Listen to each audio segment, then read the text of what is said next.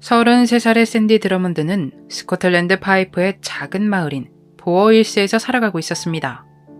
그는 전직 블랙와치 부대에서 복무를 했던 군인으로 군대에 입대한 이유가 엔지니어를 목표로 하고 있었는데 그걸 빠르게 이룰 방법이 육군에 가는 것이라 판단했기 때문입니다. 전역을 한 뒤 형 제임스와 부모님이 살고 있는 곳으로 이사를 온 것이었죠. 삶의 터전을 잡고 제지 공장에서 일자리를 찾아 착실하게 살아가기 시작했습니다. 그를 겪은 주변 사람들은 그에겐 약간 외로움이 느껴졌지만 차분하고 지적이며 적도 없을 만큼 그런 믿음이 가는 사람이었다고 합니다. 어머니도 아들이 참 편안한 시골 사람 같다고 생각했죠. 그는 부모님에게도 정말 효자인 아들이었습니다. 알츠하이머에 걸린 아버지를 돌보고 어머니는 휴식을 취하라며 용돈을 드리기도 하는 그런 아들이었죠. 또한 정기적으로 자선단체에 기부를 하곤 했고 자기계발 역시 멈추지 않았습니다. 그랬기에 이런 일이 일어났다는 점 자체가 납득이 되질 않았죠. 얌전한 아들이 어느 날부턴가 조금씩 무언가 달라져 갔습니다. 걱정이 됐기에 아들에게 무슨 일이 있는지 물어보아도 그는 별다른 이야기를 해주지 않았죠. 그래서 그녀는 추측을 했습니다. 아들이 비록 아무 말도 하지 않았지만 뭔가 일하는 곳에서 부서를 옮기며 문제가 생겼다는 생각이 들었고 그곳에서 협박을 당한다거나 괴롭힘을 받고 있다는 느낌이 들었습니다. 1991년 6월 20일 목요일, 샌디는 일하는 공장 상관에게 자신은 그만두겠다, 떠나겠다 말하고 일어나 그곳을 나왔습니다. 이것에 대해 부모님에게도 지인에게도 형에게도 알리지 않았죠. 형은 같이 살고 있는데도 말입니다. 일요일, 그는 부모님과 함께 점심 식사를 했는데 샌디는 이전과 같은 아들로 돌아와 있었죠. 식사를 끝내고 오토바이에 오르기 전 엄마에게 작별 키스를 하고 손을 흔들어 인사를 했고 다음날 저녁을 먹으러 오겠다고 말했습니다. 이날 밤 형 지미에게 여행을 갈 것이라고 알렸죠.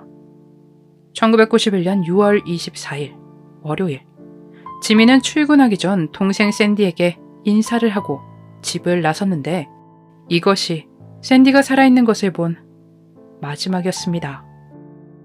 형의 출근 이후 샌디 그의 행동이 좀 이상했습니다. 아침 11시 저축해둔 850파운드를 모두 인출했죠. 오후 2시 30분 한 남성이 샌디의 집 근처에서 버스를 타는 것이 확인되는데 사람들이 그를 기억하는 이유가 그의 손에 부상을 당했는지 혈흔이 묻은 붕대가 감겨 있었기 때문입니다. 이 사람의 신원은 밝혀지지 않았습니다. 오후 8시 한 농장 트랙에서 그가 발견됩니다.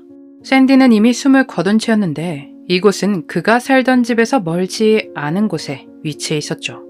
그는 팔을 아래로, 다리를 곧게 펴고 풀밭에 얼굴을 대고 누워있는 상태였습니다. 경찰이 보기엔 그의 상태가 마치 배를 꽉 쥐고 있는 것처럼 보였죠. 부검 전 현장에선 샌디에게서 부상이나 폭력의 흔적을 발견하지 못했기에 경찰은 자연사가 아닐까 의심했습니다. 그를 발견하고 며칠 뒤 부검 결과가 나왔는데 그게 참 이상합니다. 그는 목이 졸린 것으로 확인됐고 목 근육이 심각하게 손상된 것으로 보였죠. 헌데 보이기에는 물리적인 흔적이 없었기에 샌디가 누군가로부터 해를 입었다는 판단에 도달하기까지 꽤 시간이 걸립니다.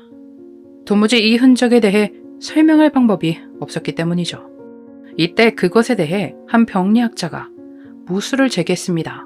무술로 인한 것이라 가정을 하면 지문이자 흔적이 발견되지 않은 이유를 설명할 수 있다고 판단한 것입니다.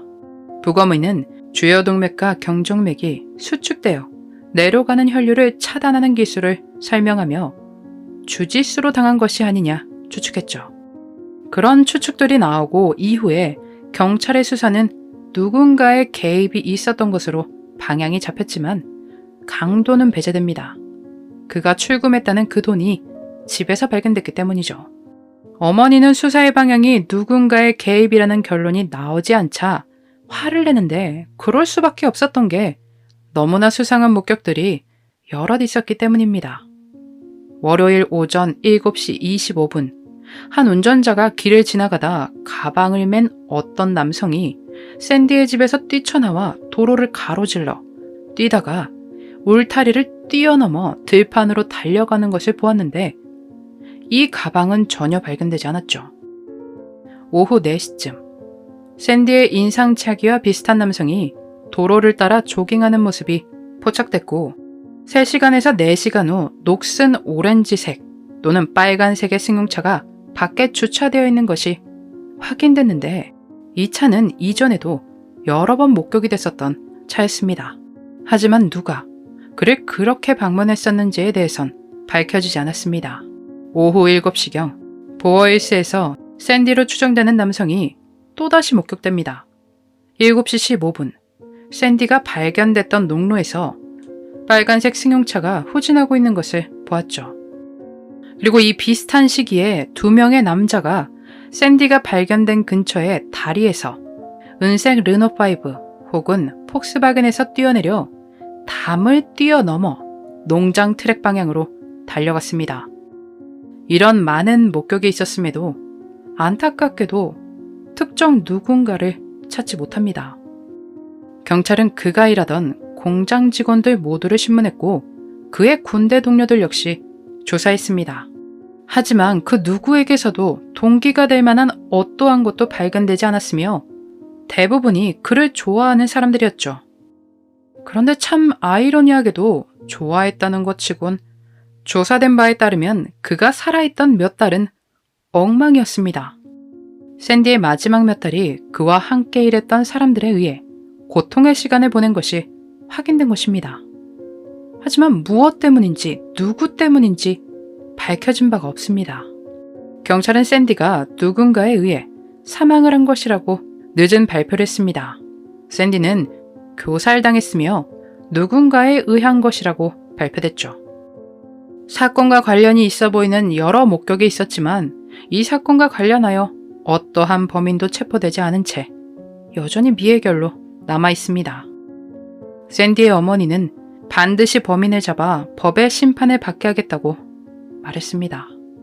하지만 1996년 67세의 너무나 이른 나이에 세상을 떠나시고 말았습니다. 어머니가 말씀하셨듯 너무나 큰 슬픔과 스트레스 탓이겠죠. 1998년 사건이 다시 수면 위로 올라오며 재수사해달라 요청이 쇄도합니다.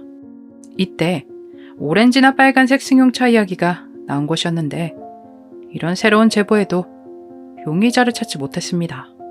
안타까운 일은 2016년 경찰이 가장 유력한 용의자를 추정했습니다만 그 용의자 역시 이미 사망했다고 합니다. 비록 아무것도 해결된 것은 없지만 사람들이 이 사건에 대해 놓지 않고 있습니다. 가끔 미해결 사건 왜 하냐 하시는 분들이 계시죠. 개인적으로는 이렇게라도 많이 알려졌으면 좋겠습니다. 채널이 작고 크고를 떠나 누군가는 보게 되고 그렇게 또 사건 영상이 만들어지고 그러다 보면 계속 회자되고 결국엔 범인이 밝혀져 종결이 날 수 있다고 믿고 있거든요. 국적을 떠나서 말입니다. 그러니 넓은 마음으로 이런 사건도 있구나 하고 흥미로운 시청해 주셨으면 좋겠습니다. 전직 군인이었던 샌디 드러먼드. 그는 왜 갑자기 직장을 그만뒀을까요? 여행을 가려던 것은 맞을까요? 건장한 성인 남성을 그렇게 제압이 가능한 사람이 얼마나 될까요? 동료 군인? 아니면 직장 동료? 여전히 풀리지 않은 미스터리. 시간이 지나더라도 사건이 해결되길 바라며 오늘 영상 마치겠습니다. 그날의 미스터리 오키노TV였습니다.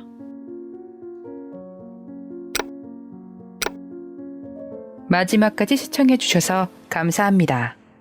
좋아요와 구독은 저에게 큰 힘을 줍니다.